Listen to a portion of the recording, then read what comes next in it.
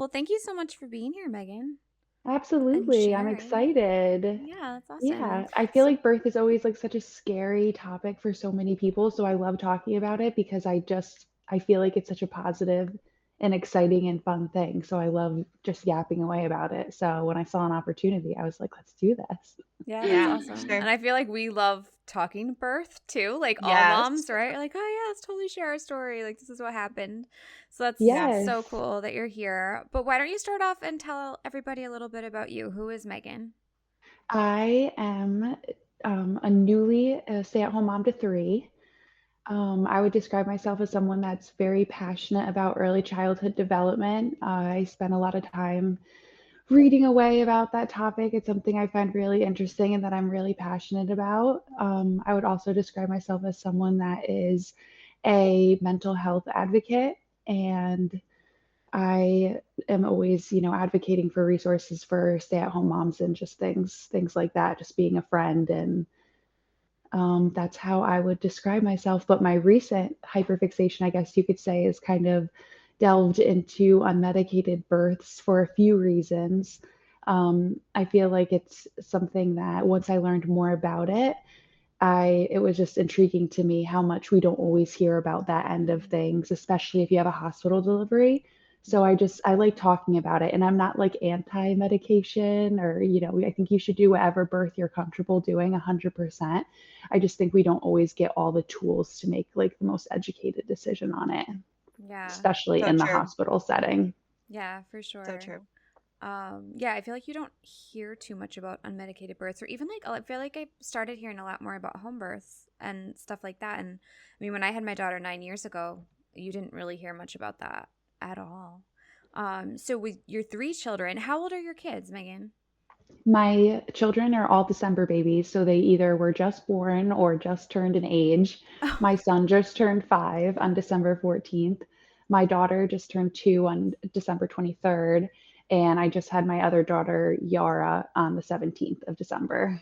oh my So gosh. I it's feel it's so weirdly bad for you. easier Like, to keep what? track of their ages that way. That's I gonna be the know. most expensive month of the And her And year. birthday's in December too. You yeah, what, So, my birthday is Allie? also in December. yeah, Megan's birthday is also December. What? I Wow, Yeah. know. you I have like some like don't even strong count it anymore. attraction to December and I giving know, it's birth. interesting, right? I like want to know all about all the reasons why it happened that way because it was not planned. Yeah. Wow, that's wild. Well, yeah, that is going to be quite the busy month for you. But Yes. back to birth story, I guess.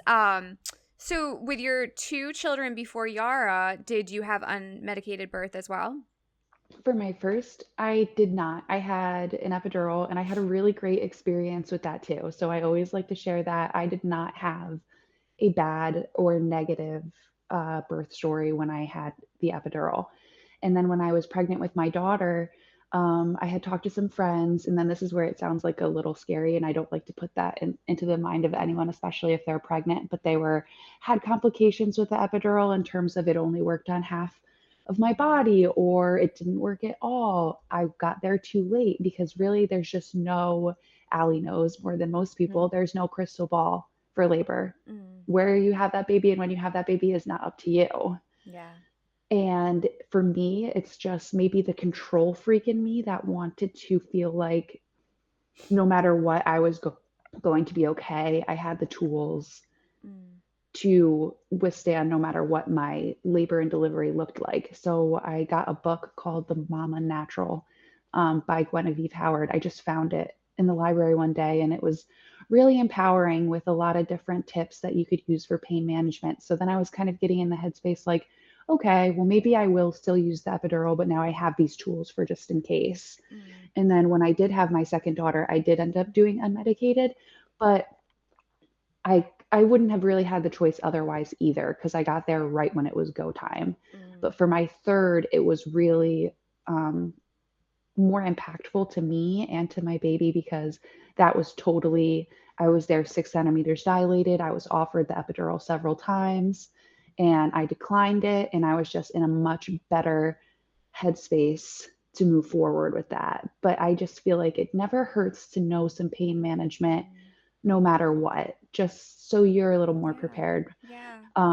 my mom always shared with me because she wasn't prepared, and her birth story for me was, she was scared, she couldn't have the epidural, and I sympathize for people that are in that position because not being in control and being a bystander to your own birth, in my opinion, is one of the most horrifying life experiences that could probably ever happen to you.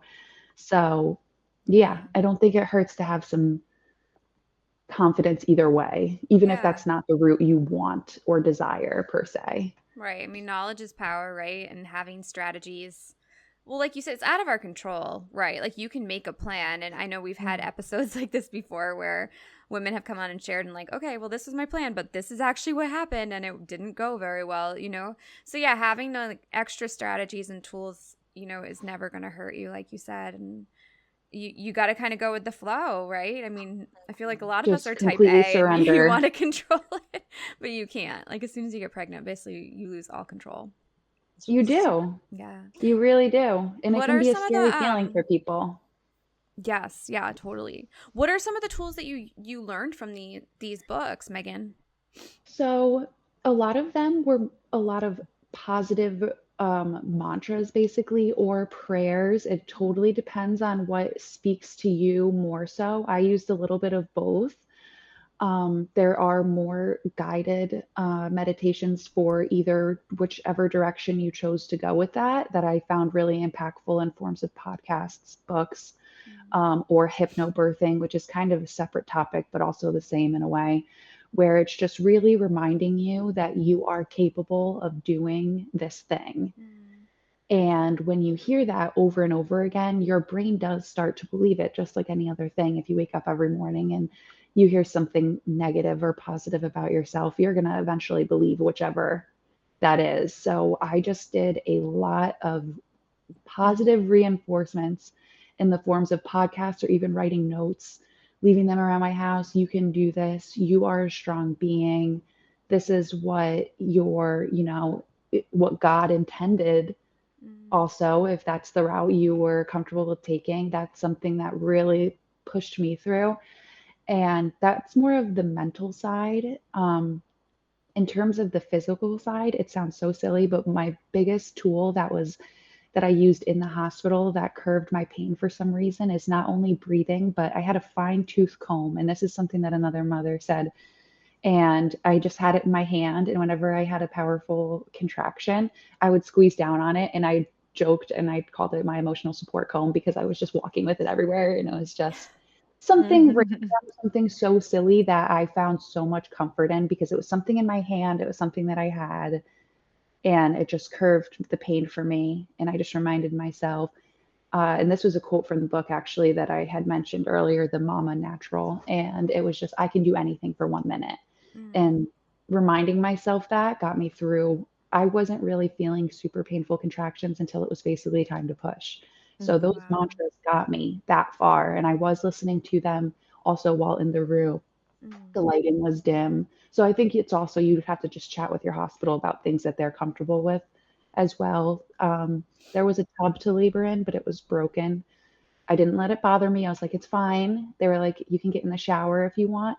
Swaying in the shower was something I found so insanely helpful. I'm always a person that if I'm sick or not feeling well, the shower is my happy place. Yeah. And it was there too.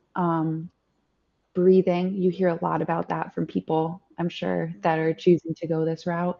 And I would like to just say to that, don't write it off because it's easy for me when I'm like, oh, breathing, of course. It's easy to write something like that off. But when I was reminded in the times I forgot during the more painful contractions to breathe a certain way, and I would encourage someone to just look into specific podcasts about this and stuff too, so they really could have an understanding of it. It was so impactful how much it helped. And in yeah. between contractions, I really just had a moment of rest where I felt nothing at all. And Wow. I just rested, really rested in those moments. And then when I felt a contraction again, I did my breathing, I used my other tools, and it was over pretty quickly. Mm.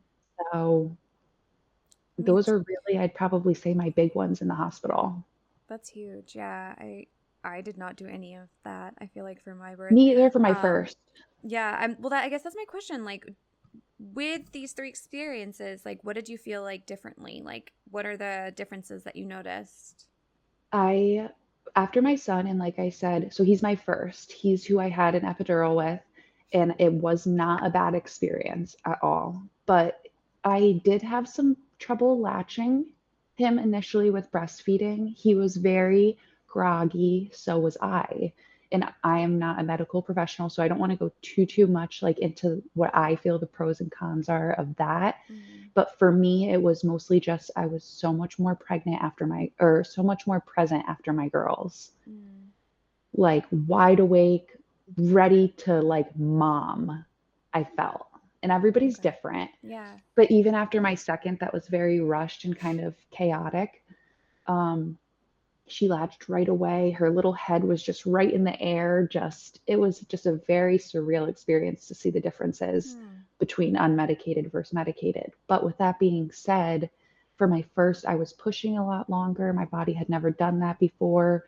Do I have regrets on doing the epidural? No, I don't. I just have my own experiences Mm, laid out in front of me that I can really like kind of dissect and see the differences of. And things like yeah. that. But both of my girls latched immediately after. And a part of me, a big part of me does associate that with that they were very alert also. We were all just present in that Yeah. moment. Yeah, I've never thought of that. That they might have trouble latching because of an epidural. Has a doctor ever talked to you about that, or like has that ever come up? I really haven't ever even thought about that. My pediatrician and I were actually just talking about it, and she was saying the grogginess of it, would make sense.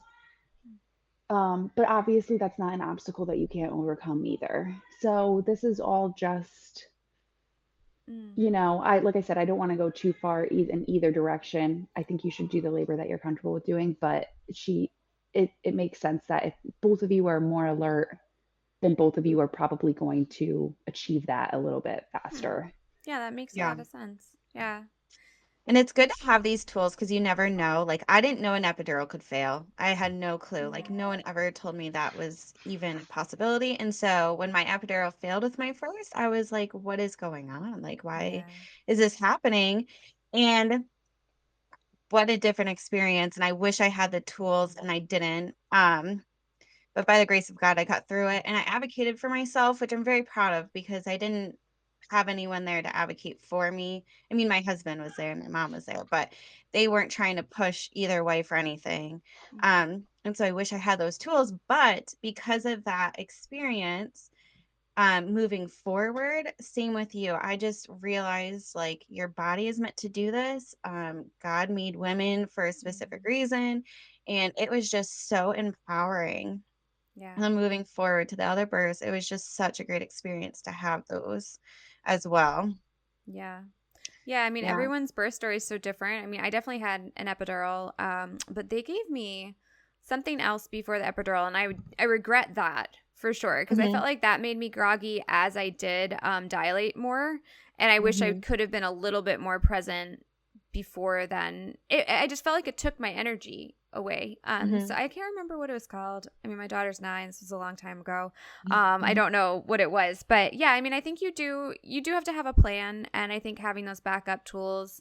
I mean, breathing goes back so far, right? Because like I feel like even if you used to watch the old like Lamaze videos and stuff, the Yeah. breathing is there, and breathing is so powerful. I think in everyday life, but especially like when you're going to be in a lot of pain. Hmm. Um, Now, Megan, I know like water birth is really popular right now. We were saying this in the beginning. Like, do you feel like, I know you didn't get to use the tub, but do you feel like that might have really helped you through the unmedicated birth? Absolutely. And I also just want to say, Allie, I did not know that that was your first birth story either. And congratulations on being brave enough to go ahead and, do that again with an experience like that. That's kind of, turns people away in the long run. And in terms of what you were maybe pre-medicated with, if it was a pain medication or Mm-hmm. Pitocin, very common. And, Mm-hmm. you know, it, so I wouldn't beat yourself up over it because we do what we're advised to, and that's another big one. I feel like in a lot of ways you can feel like a bystander to your own birth, Mm-hmm. especially in the hospital setting. Mm-hmm. because it's scary. You Yeah. want to go with a trusted professional and things like that. But what's funny about the water births in hospital is you actually can't deliver the baby in the tub. Okay. So you wouldn't be getting that same comfort that you would as a home birth mama does when they're able Yeah. to kind of have that full experience. I have dogs and hi Margot. My daughter just came in. So home births just weren't ideal to me, and I wanted to be around people, and I was okay with being in another setting that didn't disrupt my peace. I was a little discouraged when they were like, "Oh, you can't deliver the baby in the tub here," like that's not something you can do in the hospital setting. But Okay. I do think that would be helpful. Helps reduce tearing. That's a whole other topic that I was really honing in on prior to this baby because I tore with my first two. So I changed physicians for the third. And that's another thing I implore women that are pregnant to kind of look into a little bit if possible, because if you don't have an epidural, you are able to also move your positions in which you're delivering. Um, there's a lot of people that think on your back is maybe not the best way, but it's how we always see it. It's how we're always kind of advised. And to be honest with you, even for my third, I was in that position originally and I was laughing at myself in my head because I was so against it. But that's just what I wanted to do in that moment. Yeah. Felt myself tearing, changed positions, didn't tear. So there's Wow. a few different positions, and I feel like it kind of quickens the process too, opens up your pelvic area, and is a little bit more welcoming for a baby's big head instead of laying on your back. Yeah. Yeah. Yeah, that's great information for anyone out there that is going into labor for sure. And I think it all goes back to like kind of what you said in the beginning, Megan, where it's like knowledge is going to be your best friend. Because like even how we talked about the different epidurals and pain meds, I didn't know, right? The only thing I knew is that I wanted an epidural, but like the other drug, I didn't even know what it was. They're like, oh, it will ease your contractions, or and like you go in trusting these doctors, which of course we're so grateful to have them. It's just like knowing what is going on and what could happen, even if it doesn't happen. I just feel like is so helpful. Again, just to know, Absolutely. because you are just trusting these people and you might not know what the actual outcome will do or the effects that it will have on you. More knowledge going into your birth and having a somewhat of a plan of what you want and the tools and the strategies to back it all up, I think is just really so important. And I love what you're doing, advocating for women out there that might not know, and just like even just sharing this is going to help so many people be prepared going in, or maybe they want to get pregnant again and had a bad experience with the first delivery, and now they can kind of take these ideas and make it their own. I appreciate that because that's really why I love talking about it, because especially so many first time moms, you're scared. I was horrified. You look up all the scary stories.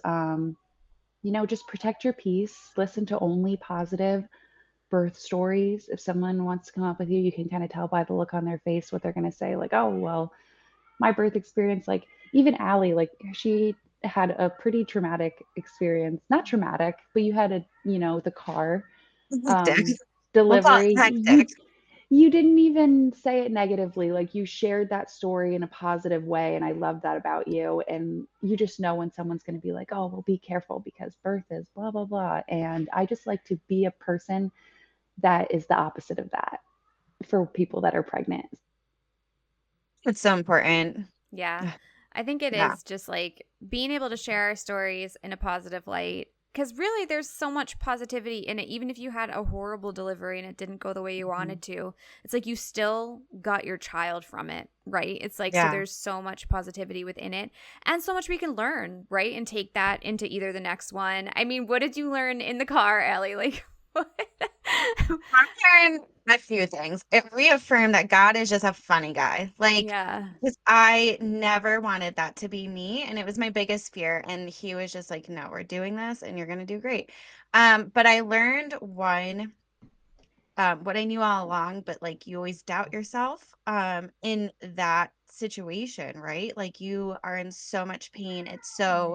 Um, it's just a lot, Yeah. and so you kind of doubt yourself in the moment sometimes. And I didn't doubt myself for 1 second in the car. I was just like, well, my body is doing this and here we go. And I didn't freak out. I didn't panic or anything like that. I was just so at peace. And thankfully, Kyle was also amazing and he did not freak out at all.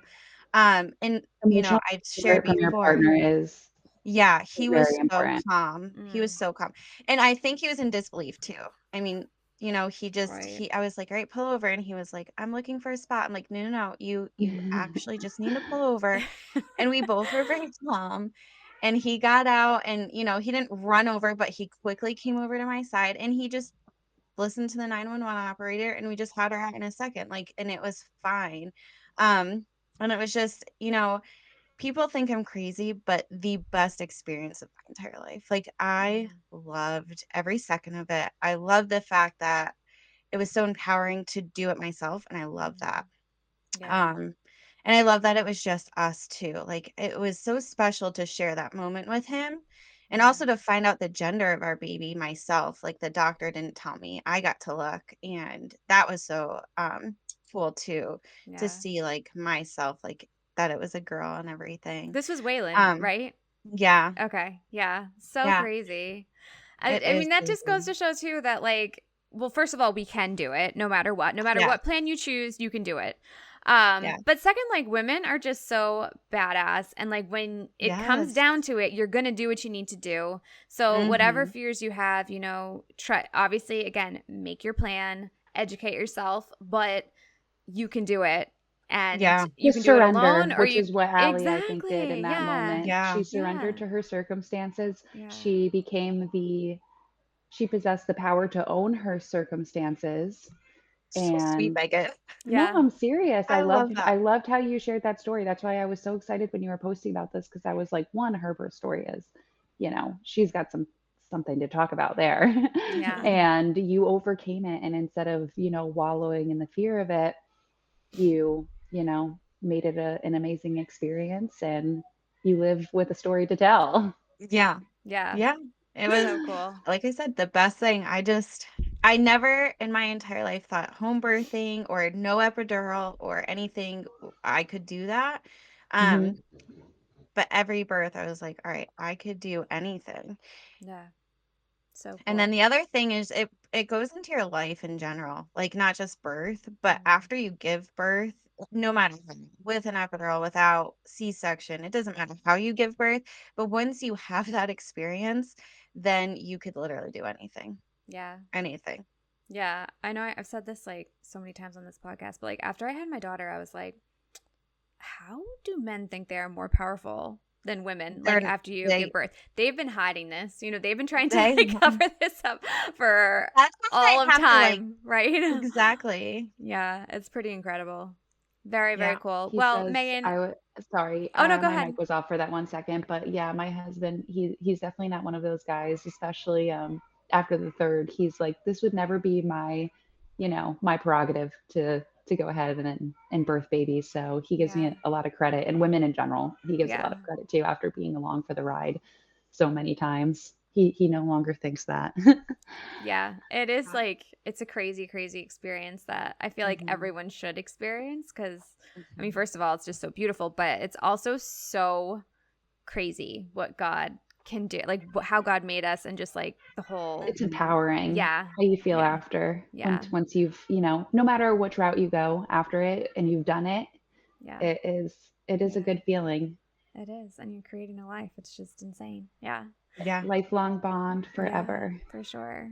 Well, Megan, thank you so much for being here and sharing. It really is so great to have you. And I know this will help so Mhm. many people. Yeah, I for I sure. hope so. That's my hope, just that you can do it. Birth, of course, has its things that you can be quote unquote fearful of, but just take control of your situation. Know that you were made to do it, and Mhm.